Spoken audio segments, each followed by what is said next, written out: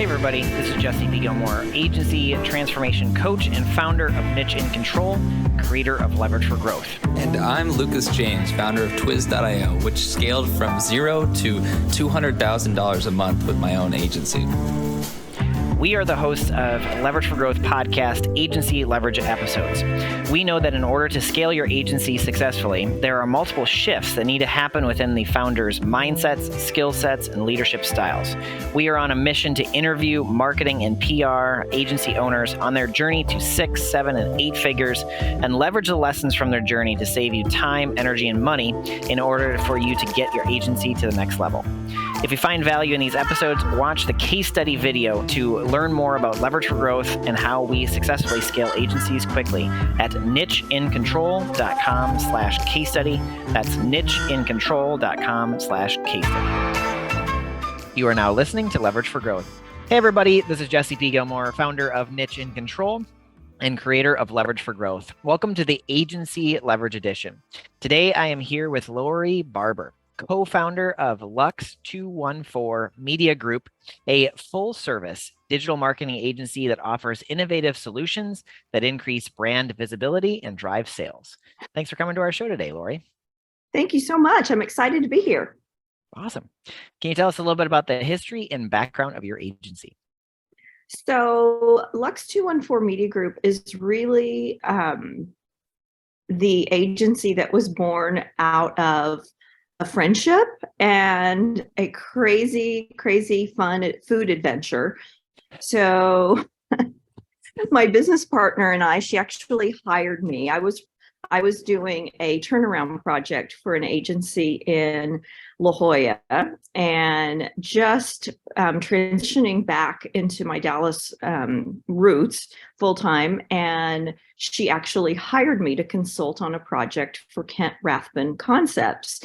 The celebrity chef who beat Bobby Flay on Iron Chef, was the original creator of Abacus restaurant in Dallas, Jasper's, Blue Plate Kitchen, Kent Rathbun Catering. Anyway, we were working together, growing and building that brand, and the agency or the restaurant group split. There was an internal division between the equity partners and the chef, and we literally were going, oh my goodness, we have got to do something. So we had been talking about starting an agency for years because we were just a really great team, and it seems like everything she was great at, I was not, and vice versa. So long story short, when we went through that transition with the restaurant group, it only made sense that we start the agency. My background is on the agency side,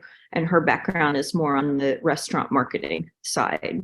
So those two kind of give us a foothold, and we've been doing it for a while. And so both of us separately have a really robust group network of contacts. So it was kind of like a next natural transition, and a ton of fun. And at that point, it was more of a lifestyle agency to help the clients that we love and do what we enjoy and have an insane amount of flexibility. And the more fun we started having, the more successful our agency became. Mm-hmm. That's awesome. I love how partners are kind of like the yin and the yang, like strengths and weaknesses being able to fulfill. And it seems like it was kind of like meant to happen, Yeah, for sure. Mm-hmm. And was there kind of like a big aha moment that you had? Obviously, the environment was kind of shifting. You're like, we really need to work together. Was there an aha moment, or did it kind of happen like kind of gradually deciding that an agency was the thing?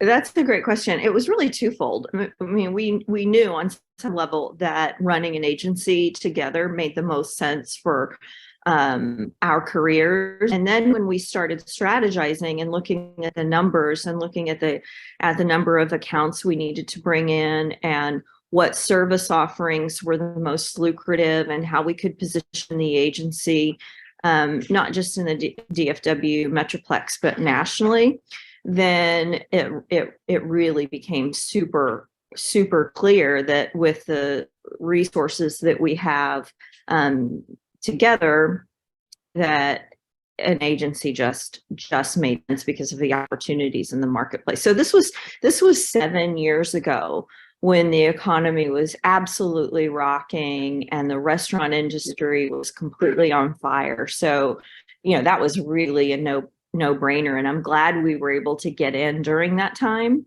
and make the most of that time. Mm-hmm.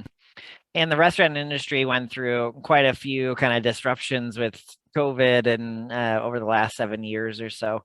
Oh, Yeah. Can you talk a little bit? How did that impact you and your agency, and how did you kind of adjust? well, that's a good story. So during the time that the big COVID pandemic press conference happened, I think we all remember exactly what we were doing at that time. In our world, both of our phones started going off like an emergency, like an Amber Alert, like buzz, buzz, buzz every 10 minutes. And it was a client either calling or texting to say that they were pulling their budget, they had to stop, don't do any more work, we have to suspend our retainer. And it was like our business went from thriving to losing all but 2 clients. And we were like, oh, it's sort of, I mean, we were just fine. But during that moment, it was shocking to know that the business that we built literally deteriorated within about a 45-minute time frame. So anyway, we both called each other and laughed and cried. No, we didn't cry, but we were like, oh my God, what just happened? And then we decided that the only thing we could possibly do was to help someone. So we called the North Texas Restaurant Association and we said, so we have a lot of time on our hands, and what can we do? We also work with private equity firms and one firm in particular. And we said, if there's anything we can do to help your clients, we're here. And so we called all of our clients back. We said, you're not canceling, you're on a scholarship, and we're going to keep working because that's not what you do. We're going to help you retool takeout. We're going to help you get online ordering. We're going to plan out curbside. And we just rolled up our sleeves, put everyone on a scholarship, called the North Texas Restaurant Association, and planned an event that would raise money for our local restaurants. So we did an initiative called Dishing Out Relief, and we called all of our contacts. Basically, Wolfgang Puck came to the table with a chef experience and an autographed chef's jacket. All of our winemakers gave us wine experiences. We sold package. Our friends with boats and airplanes took donated packages, and we raised an insane amount of money for Dishing Out Relief that was then redistributed back to the restaurants. And then we kept our clients going and basically just picked right back up where we left. But it was definitely a fun chapter in my career. I'm so proud of you. That's awesome. The only thing I can think about is like in football, like a spin move, like I'm about to get hit, like whoop, no, like you dodged it and you figured it out. That's awesome. Yeah, it was not boring. It was not dull. Yeah. We also teamed up with a Texas country music venue called Billy Bob's, and we teamed up with Texas music artists, and we did a live stream tip to donate. So all the money went back into the North Texas Restaurant Association. So it was a live auction, and it was a live stream when everyone was at home, and video and online content consumption rates literally were at an all-time high. So it was kind of a trifecta of success. Awesome. And obviously over the last 7 years, you've learned a lot. You've had a lot of kind of like pivots that have been made, and probably things that you've learned over the last 7 years that maybe you wish you would have known in the way beginning. So if you're to give any kind of like tips or advice, or kind of advice to somebody that might be 1 or 2 steps before you, what would be some of the advice or lessons learned that you'd pass on? That is a great question. There are so many, you know. On the agency side, I think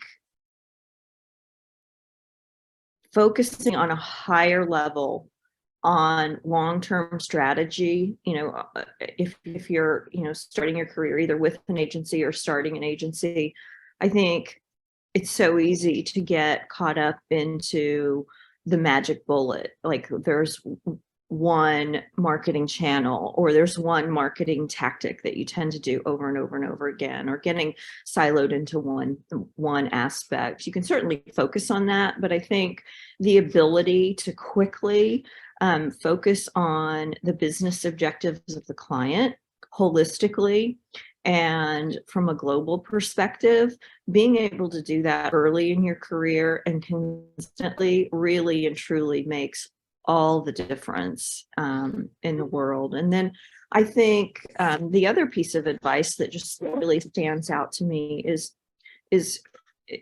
for people entering our industry to really know their worth and know the value of a relationship.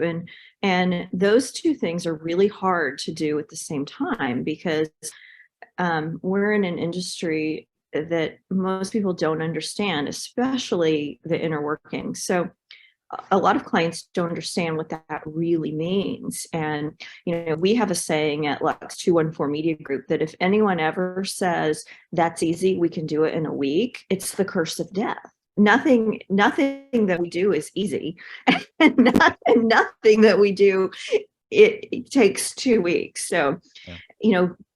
Helping our clients understand, what we really do and what it really takes to get there, which, usually it involves generating revenue, almost always, and being able to prove that. So, and really understanding how you work through those relationships with your clients makes a huge difference. And, there are ups and downs, and the value of that client is, priceless. There are going to be times when you have to lead them and they have to grow and you have to grow together. And that's one of the things that my business partner and I do really well with our clients, is help them grow and, lead them and really be their business partner and helping them reach their goals.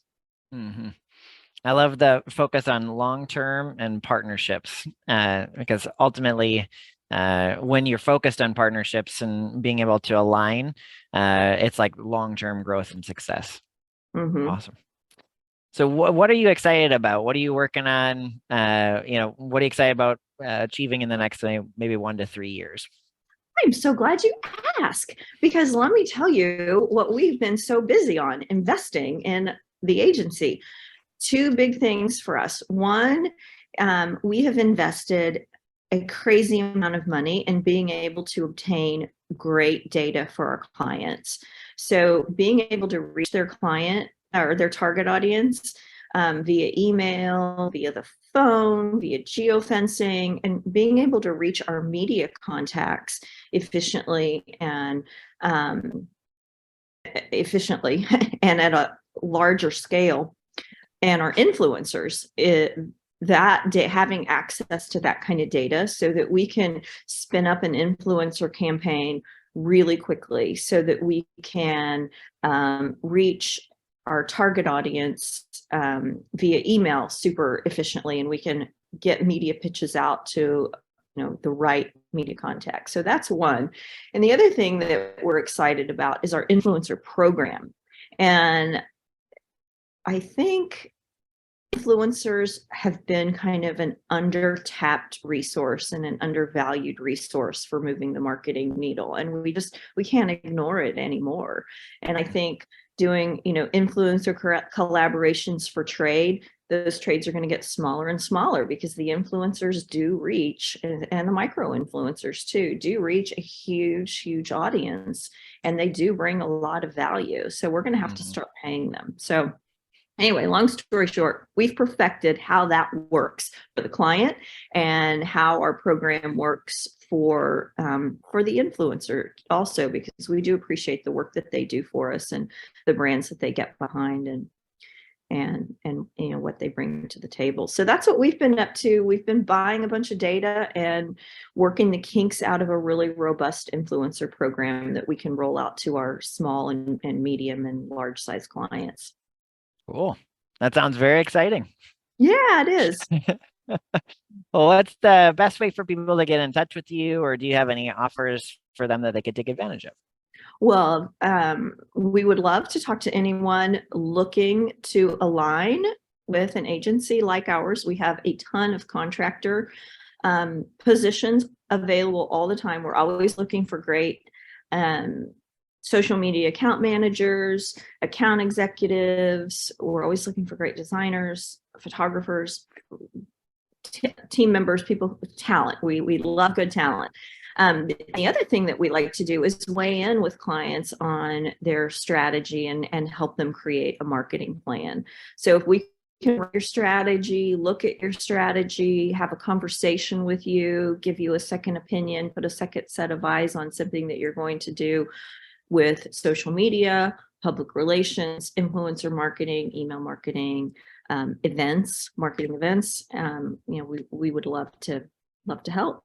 And you can reach us at info@lux214mediagroup.com. Awesome. And for anybody that's listening, I'll put the connection and also links to Lori and Lux 214 Media Group in the show notes. And Lori, it's been awesome talking with you. Thank you so much for being on the show. Thank you for having me. I enjoyed it.